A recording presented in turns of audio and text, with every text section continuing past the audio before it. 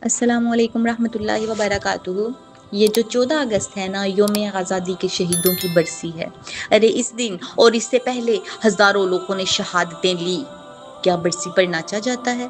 کیا برسی پر گانے گائے جاتے ہیں؟ کیا برسی پر آتش بازیاں کی جاتی ہیں؟ ارے برسی پر تو قرآن پاک پڑھے جاتے ہیں، درود پاک پڑھے جاتے ہیں، اصالہ ثواب کیا جاتا ہے۔ لیکن آج کا نوجوان اس شکر کے موقع پر شراب نوشی کی محفلیں سجا رہا ہے، میوزیکل پروگرام سجائے جا رہے ہیں، ہر برا کام کیا جا رہا ہے۔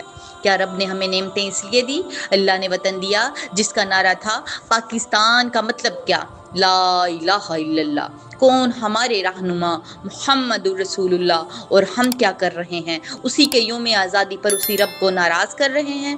خدا را اپنے وطن کی قدر کیجئے، گناہ مت کیجئے، رب کے غضب کو دعوت نہ دیجئے۔ آئیے مل کر رب کے حضور دعا کرتے ہیں، یا اللہ پاک ہمارے وطن کی حفاظت فرما، ہمیں ملک کا صحیح خیر خواہ بنا۔ دنیا کی سب سے بڑی ہجرت ہوئی تھی اس دن جب پاکستان بنا تھا۔ کتنی بیٹیوں کی عزتیں لوٹی گئی، کتنی لاکھوں جانوں کی قربانی دی گئی، پھر جا کے بنا یہ پاکستان کتنی تکلیفوں کے ساتھ، اس لیے کہ ہم اس میں گناہوں بری زندگیاں گزاریں۔ آئیے مل کر ہم بھی ہجرت کرتے ہیں اپنے گناہوں سے نیکیوں کی طرف، جھوٹ سے سچ کی طرف، نفرتوں سے محبتوں کی طرف۔ اپنے رب کو منا لیجئے۔ ہمارے آباء و اجداد کی قبریں ہیں اس ملک میں، ہمارے جسموں کی مٹی کو بھی اسی ملک میں فنا ہونا ہے۔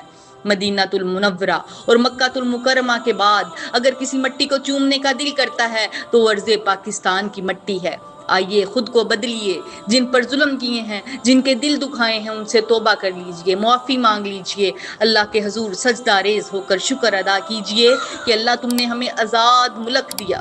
یا اللہ ہمارے ملک کی حفاظت فرما، آمین یا رب العالمین۔